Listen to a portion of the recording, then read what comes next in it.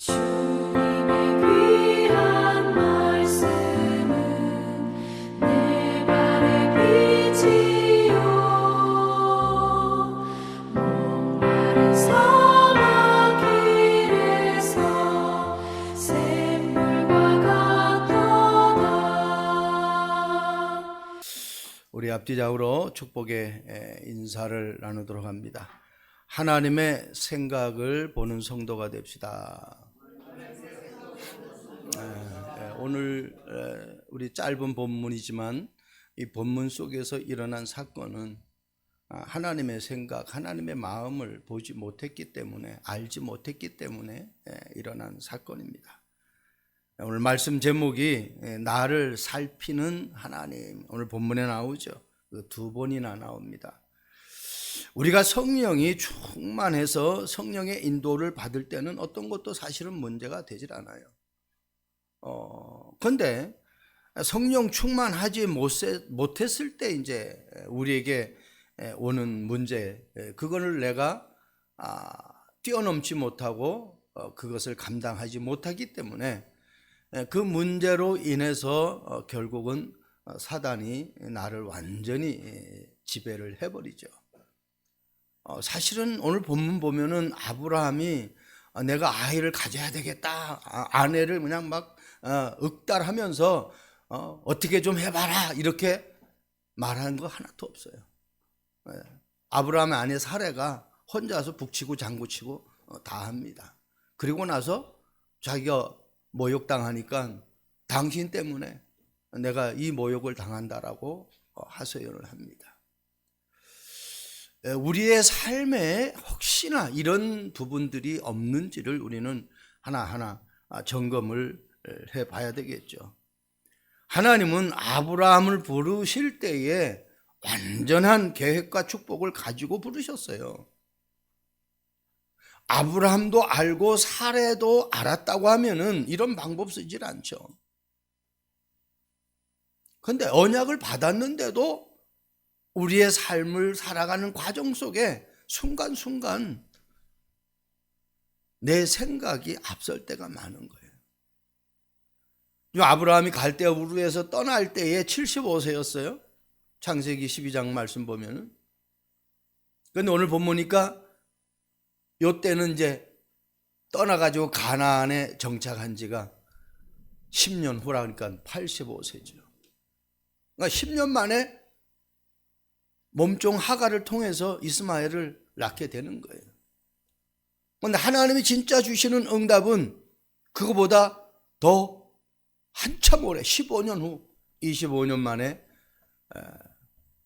응답을 받았으니까요. 100세에. 그때 이제 이삭을 하나님이 허락하죠. 가만히 생각해 보면 저 자신도 그렇고 많은 사람들의 일어나는 문제를 볼 때에 기다리지 못해서 결국은 그 문제를 문제가 아닌데 문제화하고 문제를 더 크게 만든다. 그냥 가만히 있으면 하나님이 다 주실 것인데 어느 정도 하늘의 별처럼 바다 아래 모래알처럼, 모래알을 셀 수 있고 별을 셀 수 있습니까? 못 세잖아요. 분명히 무뼈를 바라보라고 그랬는데 그거 셀 수 없을 것이다. 그런데 그만큼 다 주겠다.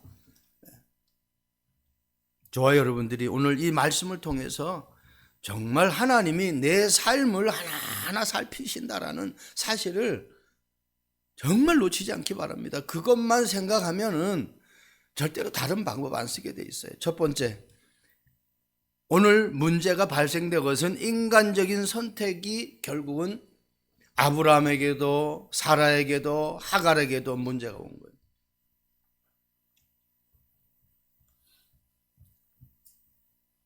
사레가 아브라함에게 이르되 여호와께서 내 출산을 허락하지 아니하였으니, 저는 이 말을 듣면서요 소름이 돋더라고요.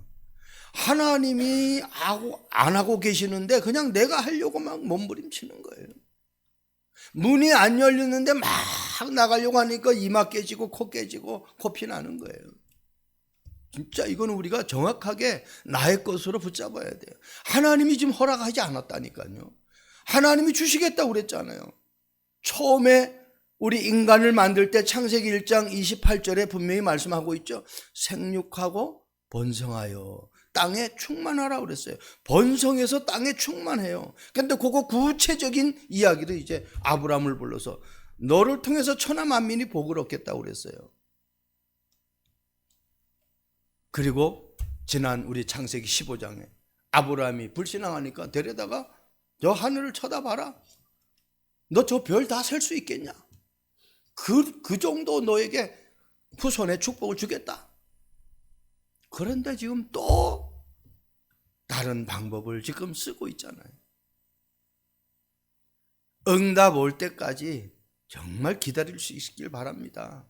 그래서 예수님도 제자들에게 사도행전 1장 말씀 보면은 예루살렘을 떠나지 말고 아버지께서 약속하신 것을 기다리라고 그랬어요.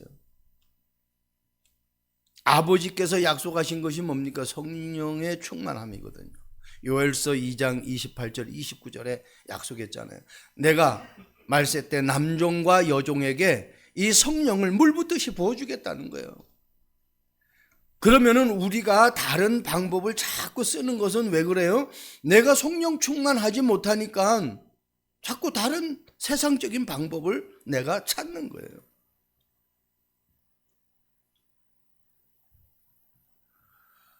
어떻게 보면은 하나님의 말보다 자기 와이프의 말을 들은 거죠. 중요합니다. 때로는 아내가 남편의 좋은 내조자가 될 수도 있지만은 성경을 보면은 창세기 3장에도 하와가 선악과를 먹고 자기 남편 아담에게도 줬어요.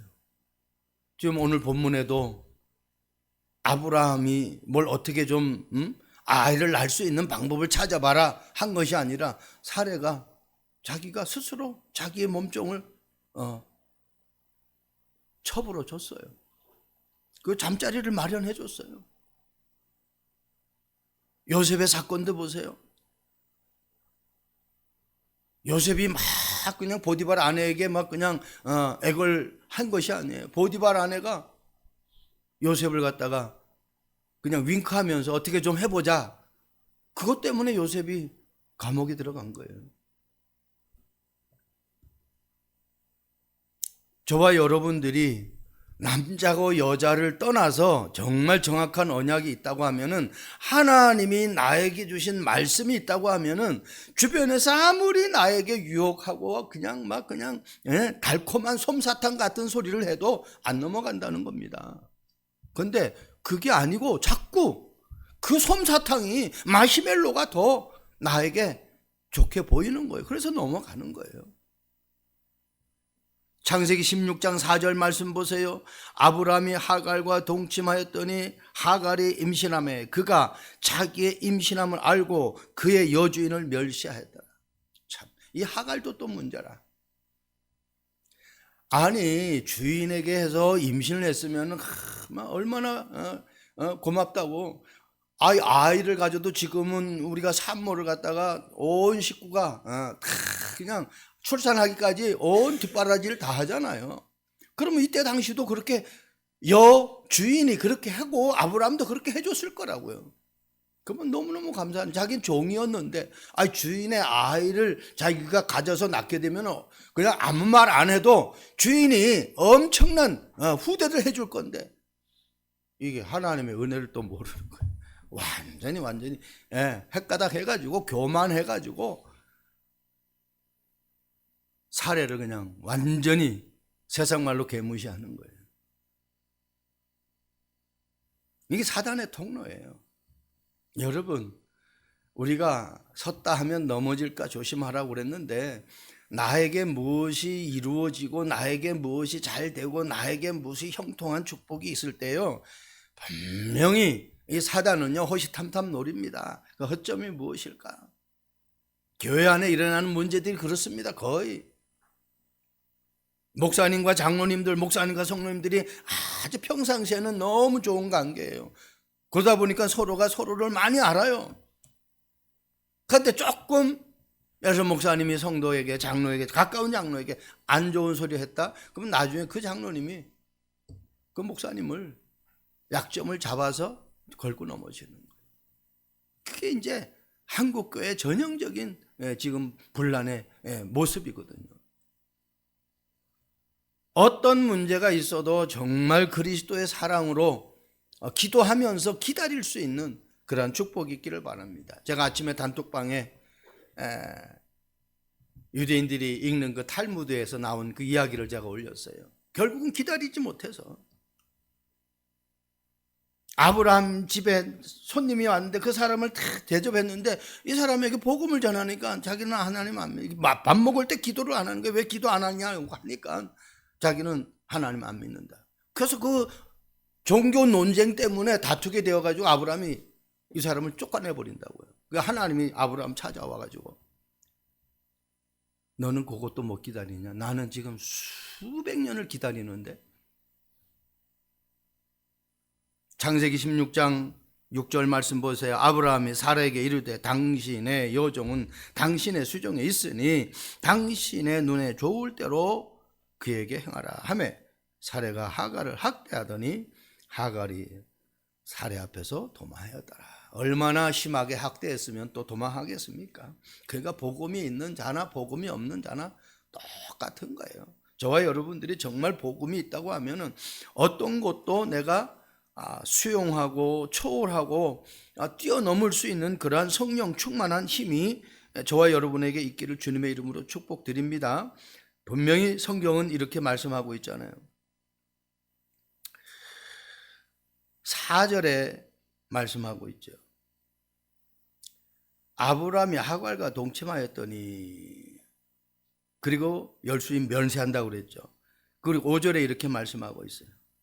사라가 아브라함에게 이르되 내가 받은 모욕은 당신이 받아야 옳도다. 내가 나의 여종을 당신의 품에 두었거늘 그가 자기의 임신함을 알고 나를 멸시하오니 당신과 나 사이에 여호와께서 판단하시기를 원하노라. 사라가 얼마나 모욕당했으면 아브라함에게 청한단 말입니다. 그런데 아브라함이 이 부분도 전혀 언급을 안 해요. 앞에 나서서 딱 교통정리를 해줘야 되는데 그 교통정리를 안 하고 어떻게 딱 끝에 발뺌이 하는 거의 지금 일어나는 이 사회의 문제가 오늘 본문에 아주 적나라하게 드러나는 겁니다. 결국은 이 지금 이스마엘의 후손이 아랍인이거든요. 아랍이 결국은 지금 섬기는 그 신이 뭔지 압니까? 무슬림이에요. 95%가. 기독교는 뭐 몇 프로, 1, 2%밖에 안 돼요. 다 무슬림. 그러니까 지금 이스라엘 같은 하나님의 자녀의 뱃속에서 나왔는데 이스라엘과 무슬림과, 그러니까 하나님 믿는 사람과 하나님 안 믿는 사람, 이 싸움이에요. 지금 중동에서 일어나는 그 싸움이 계속 연이어서 지금 일어나고 있잖아요. 한순간에 하나님의 음성을 듣지 못하고 하나님의 생각과 하나님의 마음을 내가 알지 못해서 저질른 이 사건이 지금 전 세계에 이런 어려운 문제를 맞이하게 하는 것이라는 거예요. 결국은 이것은 똑같이 나의 삶 속에서도 마찬가지입니다. 거슬러 올라가면 결국은 뭐예요? 에덴 동산의 사건이잖아요. 하나님이 먹지 말라고 한 선악과를 먹어서 결국 문제가 완 거잖아요. 누구의 말을? 하나님의 말씀보다 사탄의 말을 들었잖아요. 두 번째입니다. 나를 살피시는 하나님, 하나님의 시간표를 아는 사람은 절대로 딴짓 안 하죠. 네. 창세기 16장 3절 말씀 보세요. 아브라함의 아내 사라가 그 여종 애굽 사람 하갈을 데려다가 그 남편 아브라함에게 첩으로 준 때는 아브라함이 가나안 땅에 거주한 지 10년 후였더라. 여기 때 나오잖아요. 시간표. 우리 10년이고 20년이고 뭐 100년이고 1000년이고 응답 안 주면은요 그냥 기다려야 돼요. 내가 뭘 하려고 하면 안 됩니다. 네. 아무리 똑똑해도요, 하나님의 시간표를 보지 못하면 어려움 당할 수밖에 없어요. 똑똑한 게 그 사람을 최고의 축복으로 인도하는 하나님이 아니에요. 하나님의 말씀을 잘 듣는 사람을 하나님이 축복하셔요. 그래서 성경은 히브리서 11장에 믿음으로 아브라함은 믿음으로, 노아는 믿음으로 하면서 믿음의 사람들을 이야기하고 있어요. 믿음으로. 누구를 믿는 믿음? 하나님을 믿는 그 믿음.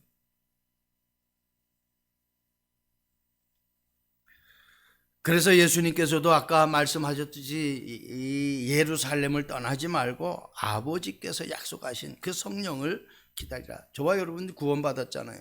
예수 믿을 때에 예수님을 나의 구주로 영접하잖아요. 그럼 그 하나님의 영이, 예수님의 영이 내 안에 들어오시는 거예요. 그런 그때부터는 내 마음대로 사는 게 아니에요. 내 속에 계신 그 그리스도의 인도하심으로 살아가는 거예요. 창세기 16장 8절 말씀 보세요. 이르시되 사레의 여종 하가라, 네가 어디서 왔으며 어디로 가느냐. 아주 중요하죠. 여러분 지금 저와 여러분들이 어디서 왔습니까? 그리고 어디로 갑니까? 하갈이 애굽 사람이라, 애굽 여자라고 해가지고 이 사람은 하나님이 만드신 사람이 아닙니까? 하나님 만드셨잖아요. 이 지구상의 80억 인구, 70억 인구가 다 하나님이 만드신 하나님의 피조물이에요. 그럼 하갈도 마찬가지예요. 네가 어디서 왔니? 그리고 어디로 가느냐? 한마디로 네가 누구냐는 거예요. 그리고 네가 지금 하는 일이 뭐냐는 거예요. 나의 정체성과 사명을 놓치면 그 사람은요, 왜 살아가는지 모르는 거예요. 하나님이 하갈에게 말씀하죠. 9절에 여호와의 사자가 그에게 이르되 네 여주인에게로 돌아가서 그 수하에서 복종하라. 하나님이 나를 만드셨고 내가 하나님의 자녀고 하나님의 자녀가 해야 되는 일이 무엇인지를 정확하게 알아야 돼요. 우리는 전도 선교를 위해서 기도해요.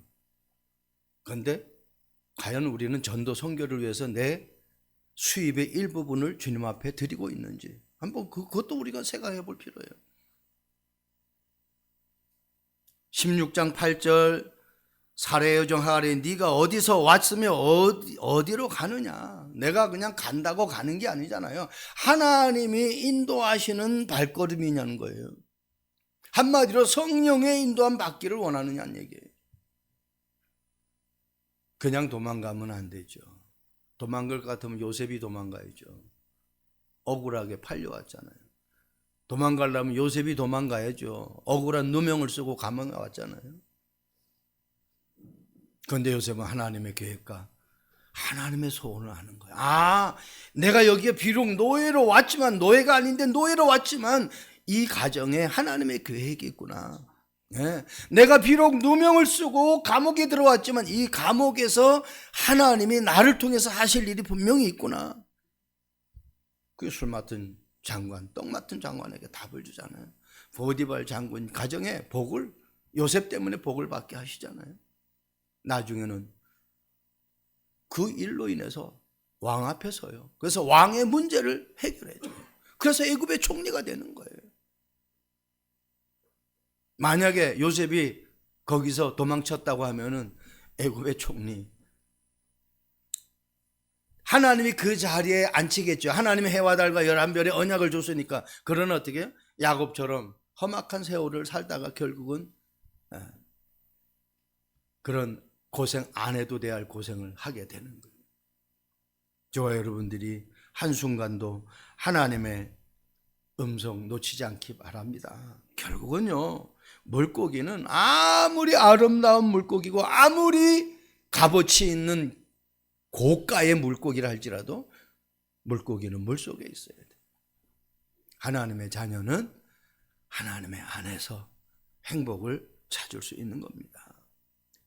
이사야 60장 22절 잘 아는 말씀이죠. 그 작은 자가 천명을 이루겠고 그 약한 자가 강국을 이룰 것이라. 때가 되면 나 여호와가 속히 이른다. 때가 되면. 네. 이거 봐야 돼요. 다 성공하고 싶죠. 다 잘 되고 싶죠. 예. 다 뭔가를 이루고 싶죠. 근데 하나님은 나를 만드실 때에 내가 할 일이 있다니까요. 그러니까 다른 것 보고 부러워하지 마세요. 지금 있는 것에 내가 최선을 다하면 됩니다. 하나님의 인도함 받아서. 그럼 하나님이 역사하시는 거예요. 마태복음 4장 19절 나를 따라오너라. 내가 너희로 하여금 사람을 낚는 어부가 되게 한다. 이걸 아는 초대교회 성도들은요, 날마다 성전에 모입니다. 그래서 주님을 찬양하고 하나님의 말씀을 묵상하고 그들을 통해서 예수님이 그리스도라는 이 사실을 전달할 때에 많은 죽어가는 영혼들이 주님 앞에 돌아오는 것을 볼 수 있습니다. 마지막입니다. 나를 살피시는 하나님은 어떤 하나님이냐? 하나님의 계획과 소원을 아는 사람.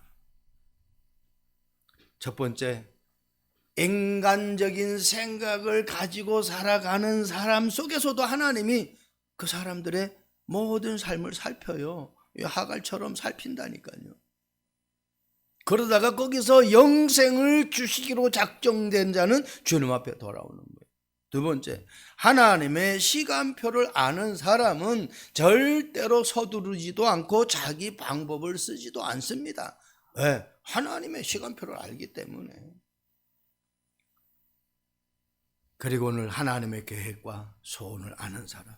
16장 9절이죠. 여호와의 사자가 그에게 이르되 네 여주인에게로 돌아가서 그 수하에 복종하라. 하나님의 계획. 내가 왜 여기에서 지금 이 여종의 노릇을 해야 되느냐, 왜 이 여주인을 내가 섬겨야 되느냐는 얘기예요.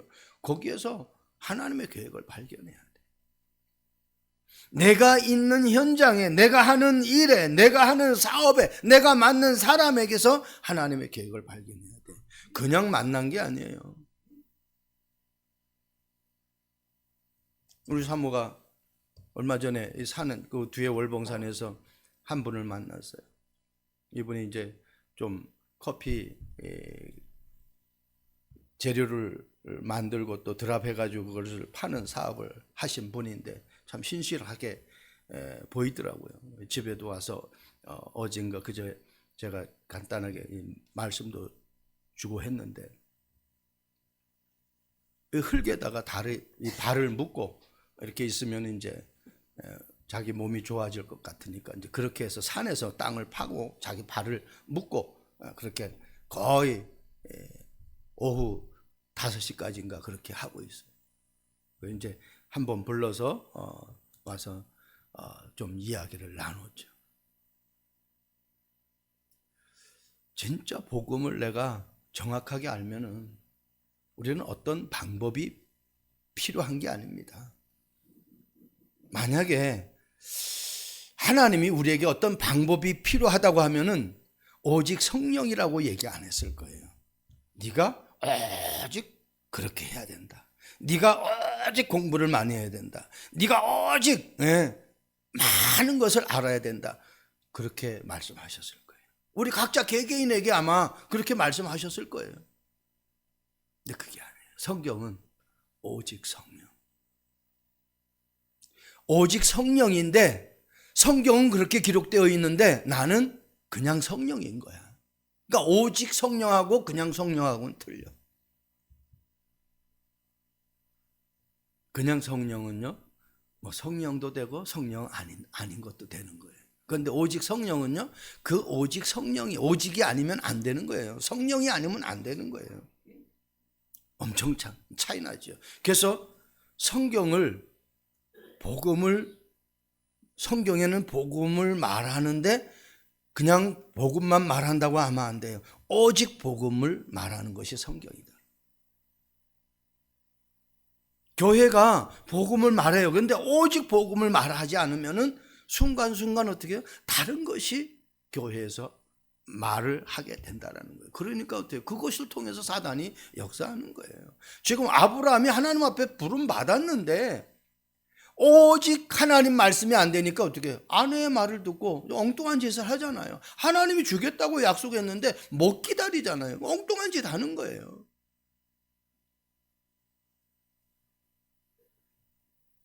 나는 이 문제를 하기 위해서 알게 모르게 내가 도망치는 것이 과연 없는가? 그 도망치는 것이 있다고 하면은 뭐 때문에 내가 지금 도망치고 있는가? 교회에서도 마찬가지잖아요. 우리는 어떤 하나님이 나에게 주신 직분이 있으면은 그 직분을 내가 정말 생명 걸고 하는 사람이 있고 그냥 하는 사람이 있잖아요. 차이가 많이 나겠죠. 그 교회를 뿐만 아니라 사회에서 마찬가지. 내가 근무하는 직장이다. 내가 하는 사업이다. 거기에 내가 정말 생명 걸고 하는 거하고 그렇지 않은 거하고는 차이가 있을 수밖에 없잖아요. 하나님은 나를 통해서 복음이 증거되기를 원해요. 그게 하나님의 계획이에요. 하나님의 소원은 뭐냐? 그 복음이 증거되면은 다 믿는 게 아니에요. 그 중에서 영생을 주시기로 작정된 자는 다 믿는다고 그랬어요. 구원받기를 원하는 거예요. 디모데전서 2장 4절 말씀처럼 하나님은 모든 사람이 구원받기를 원한다. 그리고 진리를 알기를 원하신다. 그 증거돼야 알 거 아니에요. 전하는 자가 없는데 어떻게 들을 수가 있겠느냐는 거죠. 창세기 16장 11절 말씀 보세요. 여호와의 사자가 또 그에게 이르시되 네가 임신하였은즉 아들을 낳으리니 그 이름을 이스마엘이라 하라. 이는 여호와께서 네 고통을 들으셨습니다. 하나님이요. 어떤 사람은 전도하다 보면 아이고 예수 안 믿어도요 뭐 응답받는 사람 많아요. 절에 가서 열심히 기도했는데 그 사람이 뭐 이렇게 응답받은 사람 많아요. 그렇죠. 응답 주죠. 그 응답이 누가 주는 응답인 거지. 나가 중요하잖아요. 하나님이 주시는 응답을 받아야 돼. 구원받지 못한 사람도 택한 사람은요. 그 사람에게 하나님이 하나님의 역사를 나타내서 그 사람이 주님 앞에 돌아오게 하는 그 역사가 성경에 얼마나 많은지 몰라요. 지금도 그런 역사들이 일어나고 있습니다. 하나님의 소원은 모든 사람이 구원받는 겁니다. 그래서 저와 여러분들을 통해서 하나님의 복음이 증거되어져야 돼. 땅 끝까지 증인이 되어지는 삶이 우리의 삶 속에서 회복이 되어져야 됩니다. 16장 13절 말씀 보세요. 하갈이 자에게 이르신 여호와 이름을 나를 살피시는 하나님이라 하였으니 이는 내가 어떻게 여기서 나를 살피시는 하나님을 배웠는고 함이라. 그렇죠. 문제 때문에 도망쳐서 나왔는데 아니 여기서 하나님을 배웠어요. 나를 살피시는 하나님. 저와 여러분들이 24시간 나를 하나님이 다 보고 계신다. 시편 제가 말씀을 적어놨죠. 139편 이렇게 성경은 기록하고 있어요. 너무너무 이런 하나님을 우리가 안 믿는다는 것은 진짜 뭔가 지금 내가 씌어도 단단히 씌인 거죠.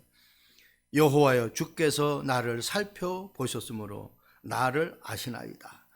주께서 내가 앉고 일어섬을 아시고 멀리서도 나의 생각을 밝히 아시오며 나의 모든 길과 내가 눕는 것을 살펴보셨으므로 나의 모든 행위를 익히 아시오니 여호와여 내 혀의 말을 알지 못하신 것이 하나도 없으시나이다. 내가 말하는 그 말을 하나님이 모르는 거 하나도 없대요. 내가 앉고 일어서는 거, 눕는 거, 걸어가는 거, 나의 생각, 마음 주님이 다 알고 계신대요. 그런데 누구를 속입니까? 내가 어떤 방법을 씁니까? 다 알고 계시는데 그게 어리석은 거죠. 엘리사 호프만이라는 목사님이 계셨어요. 이 목사님이 펜실베니아에서 한 30마일 떨어진 이런 한 시골에서 작은 교회를 하고 있는데 이 목사님은 평상시에 이렇게 시를 많이 쓴다고 합니다. 어느 날 가난한 한 가정을 방문했는데 그 가정에 부인이 이 아내가 막 그냥 너무너무 비통하면서 우는 거예요. 그 이렇게 뭐 들어보니까 가정에 들어닥친 그냥 편하게 정직하게 아무 뭐 해꾸지 안 하고 정말 믿음으로 사는 가정인데 뭐 원치 않는 문제가 와가지고 너무너무 비통에 빠져 있는 그 모습을 보면서 목사님이 간절하게 위로하며 축복 기도를 해주고 나왔어요. 오는 길에 왜 하나님은 이렇게 정직하게 살고 정말 평범하게 하나님을 섬기며 사는 이 가정에 이런 어려움을 주실까? 그런 마음이 들어서 그 가정을 놓고 기도하는 가운데에 이런 가사가 떠오르다는 거예요. 모든 무거운 짐을 하나님께 맡기면 하나님이 돌아보신다라는 이 믿음을 갖게 되면서 그때 막 시가 떠올라요.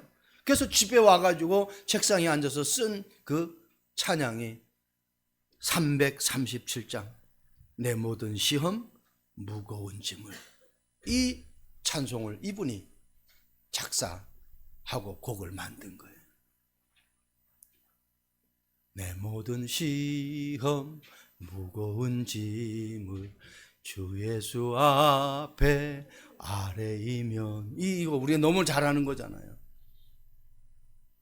그러니까요, 우리가 문제가 왔다고 그 문제에 빠지지 말고 그 문제 속에서 하나님의 마음과 생각과 소원과 계획을 내가 딱 발견하면요, 이게 영원한 작품이 돼요. 지금 이 작품이, 이 찬송가가 전 세계의 교회에서 다 불려지는 영원한 작품이 되어버렸잖아요. 나에게 있는 문제, 나에게 있는 고통, 나에게 있는 어려움, 하나님은 살피시고 계십니다. 그것 가지고 최고의 작품 만들어서 그리스도의 증인으로 살아가는 저와 여러분 되기를 주님의 이름으로 축복드립니다. 좋으신 하나님을 찬양합니다. 나를 살피시는 하나님 분명하게 저희들이 믿습니다. 어떤 문제가 와도 어떤 어려움이 와도 하나님이 나를 살피시고 계신다라는 사실을 한순간도 놓치지 않고 24시간 임마누엘의 축복을 누리는 저희들 되게 하옵소서. 감사합니다. 예수 그리스도의 이름으로 기도합니다. 아멘.